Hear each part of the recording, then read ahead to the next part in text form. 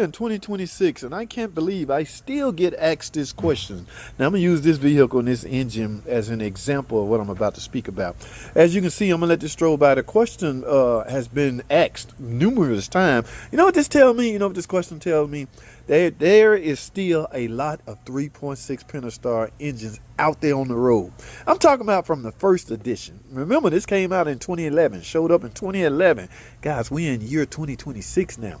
All right, here's the question, or here's what's concerning people. If you got a Misfire on bank 2, all right, this is bank 2, but typically front wheel drive, she have a minivan, which means it's sideways, and bank 2 is up front. She got a Misfire in cylinder 2, 4, or 6.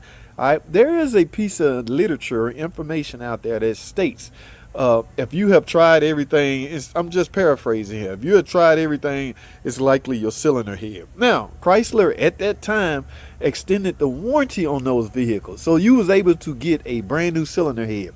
Obviously, there was some problems with the valves, the casting, the seating, the valve guides, or whatever the case may be. You had authorization or to get a brand new cylinder head, bank 2 that is. All right, now let me explain something to you again. As I mentioned earlier, we're in year 2026.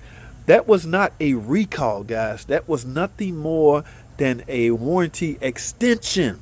Okay, now it was for the generation 1, the very first years that engine came out.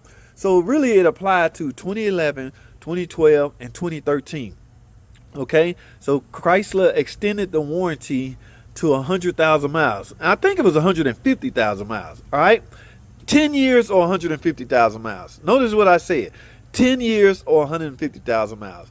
Now, how many 2020, 11, 12, and 13 model Pentastars out there you think have under 150,000 miles? And forget that part. Think about this part. How many of them out there think, well, you can't overlap the years? I said 10 years or 150,000 miles. Guys, 10 years, we're in 2026 now. That's 13 years. Okay, that time has elapsed. I did my last cylinder head under warranty for a customer back in 2023. Okay, and we love them too. Once we find out we can do them pretty fast and do whatever it is that we do to make them fast, we love doing them. All right, so anytime I suspect it, yeah, she got new spark plugs, new coil, new injectors, and she still got a misfire. On those year models, it was a casting defect in bank 2, so we simply replaced the head. So now, here's the thing, guys. If you can still have that problem on those years, but you simply need a head. The problem with that is it's not covered anymore. No more. All right, we can't even turn a claim in for that repair anymore. That time has elapsed.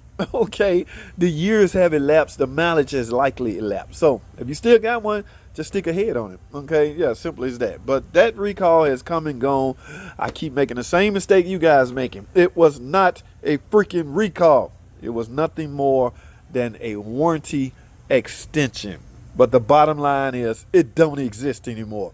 So go through your normal diagnostic, your Misfire normal diagnostic, okay? Even if you replace everything, it's time to do a compression test or a leak down test.